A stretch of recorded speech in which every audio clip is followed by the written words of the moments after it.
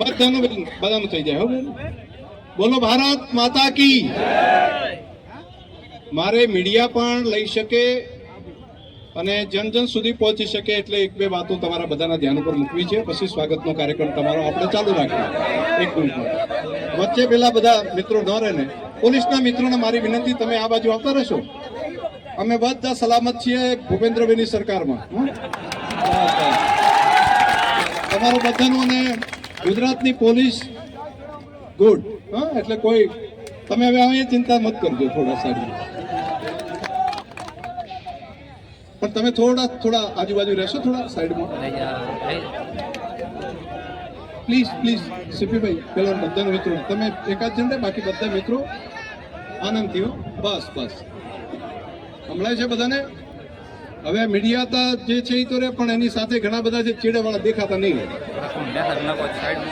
Media વાળા ખાલી ઉભા રહે પણ આપણે બાકી મીડિયા વાળા મિત્રો બધા થોડું હળવું કરી દો. અવાજ સંભળાય છે મારો?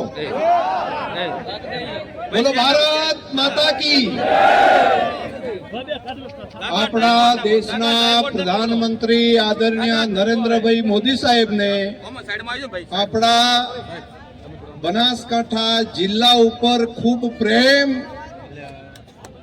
અને લાગણી, આ બનાસકાંઠા જિલ્લાના પ્રજાજનો ઉપર પ્રેમ અને લાગણી, જેના કારણે આપણી ધરતી ઉપર નર્મદાના પાણી આવ્યા, જેને કારણે આપણી ધરતી ઉપર સુજલમ સુફલમ જેવી કેનાલ આવી, જેના કારણે આપણા વિસ્તારની અંદર નવા સરોવરોનું નિર્માણ થઈ રહ્યું છે, જેના કારણે આપણી બાજુમાં નાણીની અંદર મોટું એરપોર્ટ પણ બનવા જઈ રહ્યું છે. આપણા દેશના પ્રધાનમંત્રી મોદી સાહેબને આપણા વિસ્તાર પ્રત્યેનો પ્રેમ, રાજ્યના મુખ્યમંત્રી માન્ય શ્રી ભૂપેન્દ્રભાઈ પટેલ જે આ વિકાસની યાત્રાને આગળ લઈ જઈ અને વિસ્તાર માટે સતત કામ કરે છે, એના કારણે અનેક આ સરહદી વિસ્તારની અંદર, આ બનાસકાંઠા જિલ્લાની અંદર કામો થયા છે. એમાં એક નવા જિલ્લાનું નિર્માણ ગુજરાતની અંદર દેશના પ્રધાનમંત્રી મોદી સાહેબ અને ભૂપેન્દ્રભાઈની સરકારે કર્યું છે અને આ સરહદી વિસ્તારને ખૂબ મોટી ભેટ આપી છે. એટલા માટે કે એક આખો આવડો મોટો જિલ્લો ગુજરાતની અંદર સૌથી મોટા જિલ્લામાં જે બનાસકાંઠા જિલ્લો બૃહદ આવતો, તો બૃહદ બનાસકાંઠા જિલ્લામાંથી નવા જિલ્લાનું એક નિર્માણ કર્યું છે અને એ આ સરહદી વિસ્તારનો વિકાસ થઈ શકે.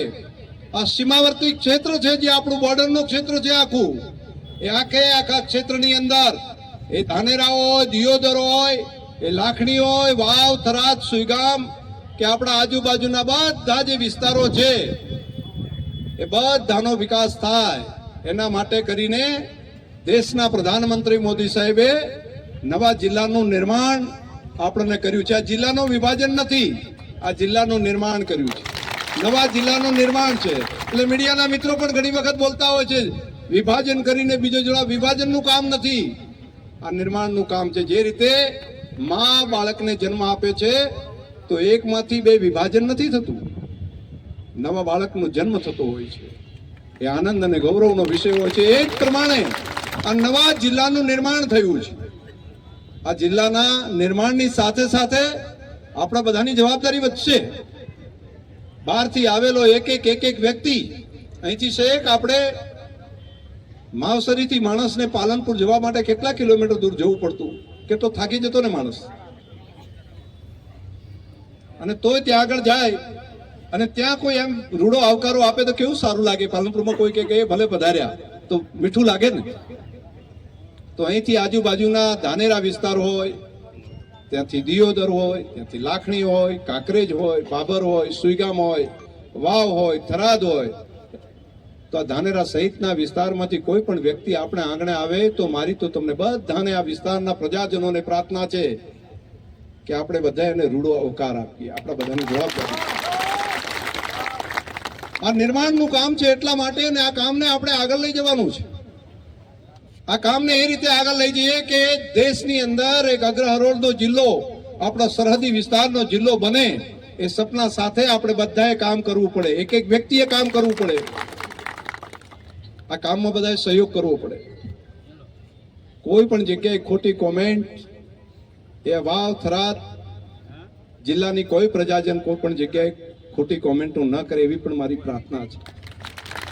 આપણે બધાને સાથે રાખીને, મને ઘણા બધા હજુ બહારથી કહે છે લોકો અમારે પણ જોડાવવું છે, મને હમણાં રાજસ્થાનથી બધા લોકોએ કીધું મને કે સાહેબ કંઈક કરીને મેળ કરો ને.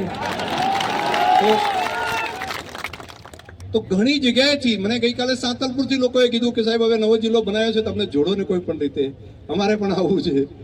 અનેક લોકો આ તમારા સાથે આપણા વિસ્તારના પ્રજાજનોની સાથેનો પ્રેમ અને લાગણી છે એના કારણે કરીને આ કહે છે.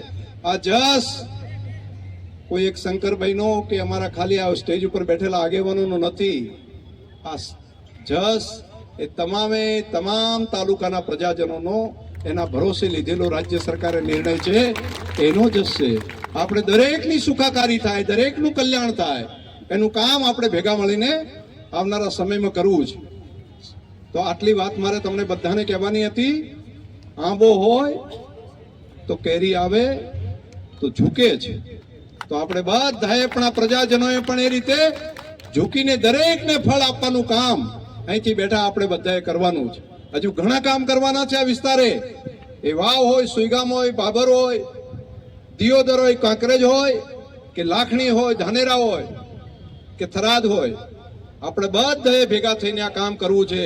અને થરાદ જ્યારે જિલ્લો બને છે ત્યારે આ વાવ થરાદ બંને જિલ્લાની પ્રજાજનોની જવાબદારી વિશેષ છે. વાવ થરાદ જિલ્લો બને છે તો વાવ થરાદના પ્રજાજનોની જવાબદારી વિશેષ છે. આપણે બધા ભેગા મળીને દરેકનો સમાવેશ કરીને આવનારા સમયમાં ઘણા કામો થશે. દાખલા તરીકે શું થાય, મને કોઈ મીડિયાના મિત્રો પૂછતા હતા કે જિલ્લો થશે તો નવું શું, અહીં ફાયદો પ્રજાને શું થશે? આવડા મોટા જિલ્લાની અંદર એક કલેક્ટર હોય એની જગ્યાએ હવે 2 કલેક્ટર થશે. આટલા જિલ્લાની અંદર ડીડીઓ તો વધારે થશે, તો કામની અંદર વિભાજન